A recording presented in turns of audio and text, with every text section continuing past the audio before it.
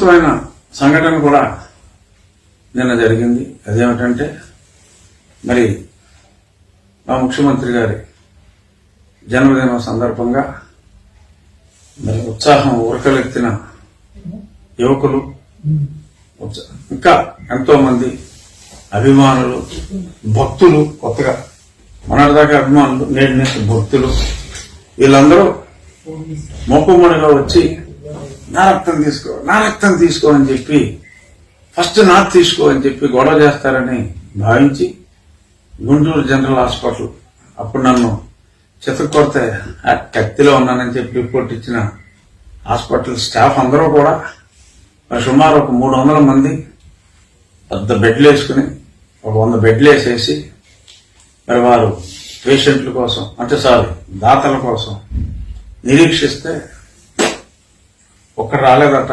ఒక్కరు కూడా రాలేదంట. అదే చాలా ఆశ్చర్యం కలిగించింది. గుంటూరులో ప్యాలెస్ పక్కనే. ఎందుకంటే మరి రక్తం తాగడానికి అలవాటు పడిన భక్తులు రక్తం ఇవ్వడానికి మరి సిద్ధపడినట్టుగా లేరు. మరి ఆ స్కీమ్ ఫ్లాప్ అవ్వకుండా నిండు మనసుతో, పెద్ద మనసుతో ఆ నర్సింగ్ స్టాఫే వాళ్ళే తోటి నర్సుని నేను పడుకుంటానే నా రక్తం తీయి అని ఫోటోల కోసం, రక్తం కూడా ఎంత కొంత లాగే ఉంటారు. బట్ ఏదైనా భక్తులు రాకపోయినప్పటికీ, భక్తులుగా మారిన అభిమానులు ఎవరో కూడా రాకపోయేటప్పటికీ మరి ఆ నర్సులే, ఆ స్టాఫే ఇలాగా మారిపోయి చూడండి, ఖాళీ బెడ్లు నిరీక్షించి నిరసించి వాళ్ళ రక్తం ఇచ్చేశారు. ఒకసారి ఫోటో ఇచ్చేయండి.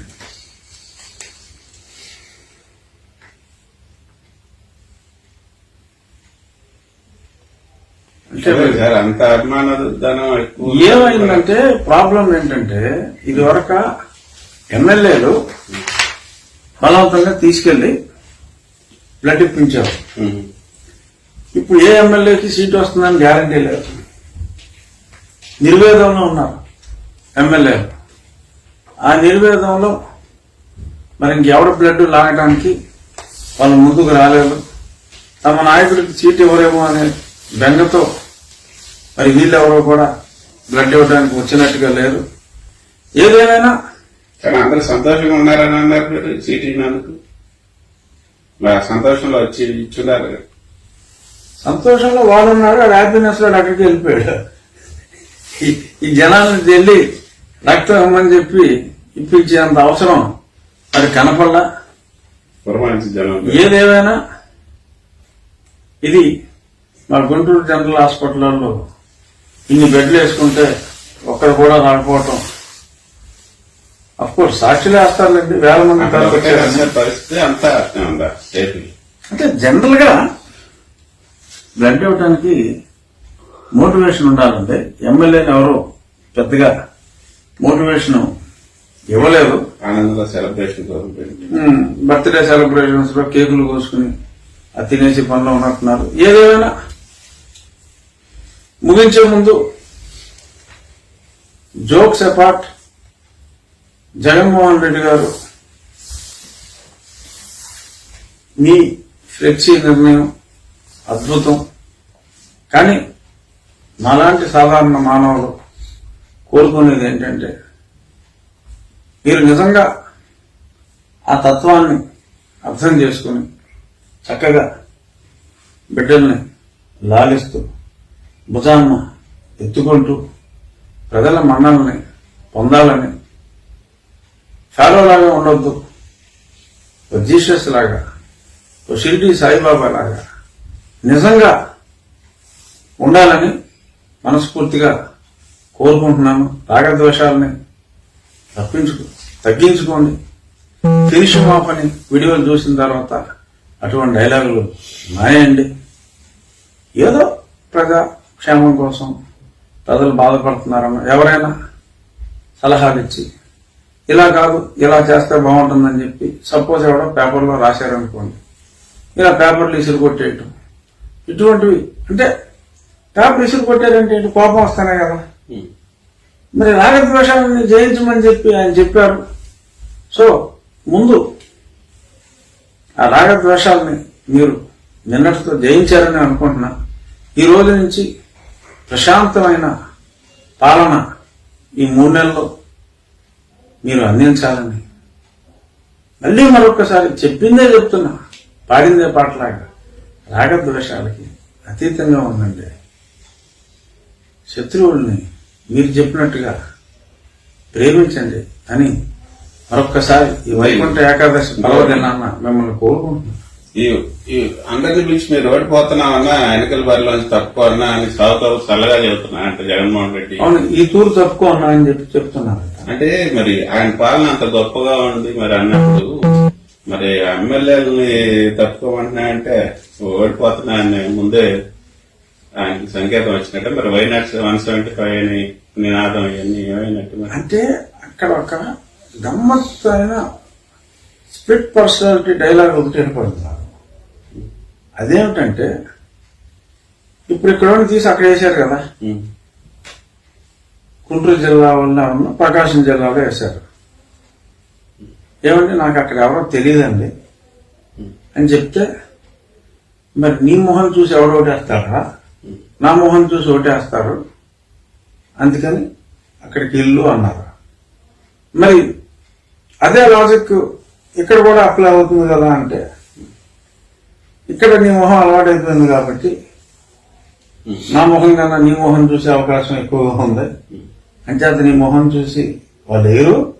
సో కాబట్టి నీ మొహం తెలియని చోటకి నా మొహమే తెలిసిన చోటకి వేస్తున్నానని ఒక లాజిక్ చెప్పారు. ఎక్కడైనా ఆయన మొహం చూసి ఓటేశారన్నారు, మిమ్మల్ని కూడా అట్నే అన్నారు మొదట్లో. ఆయన మొహం చూసి మీరు గెలిచారన్నారు కదా.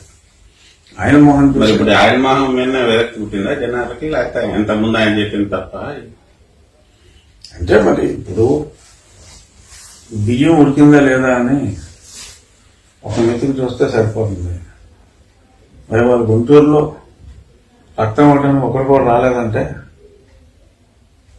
ప్రేమ తగ్గిందని అర్థం చేసుకోవాలి. బట్ సర్వే రిపోర్ట్లు నిజంగా బ్యాడ్గా ఉన్నాయన్నమాట వాస్తవం. నేను చేసిన సర్వేలో కూడా నేను మొన్న చెప్పాను కదా, 30 సీట్లు మించి వచ్చే అవకాశాలు లేవు అని. సో బహుశా 30 మందిని తప్పించి మిగిలిన ఒక 20 మందిని సీట్ ఇవ్వకుండా తీసేసి, అంటే 150 మైనస్ 30 అంటే 120 అనుకోండి. 120లో ఇది 80 పోయారు అనుకోండి. ఇంకెంతమంది ఉన్నారు? 150 అంటే 120 మైనస్ 80 ఒక 50 అన్నారు.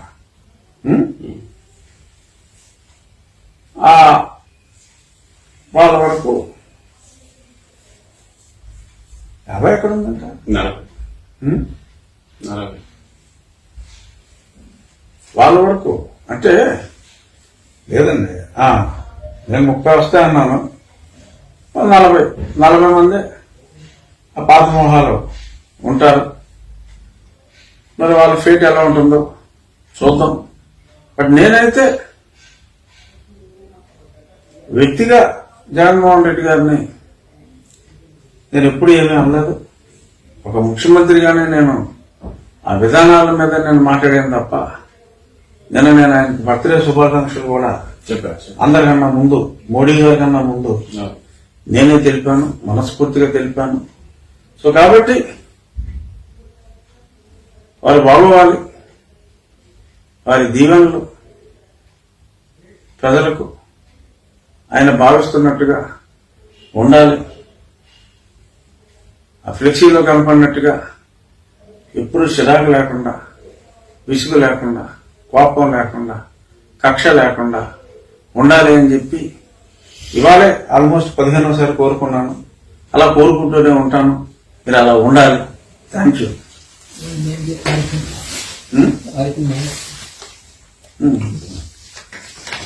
కాబట్టి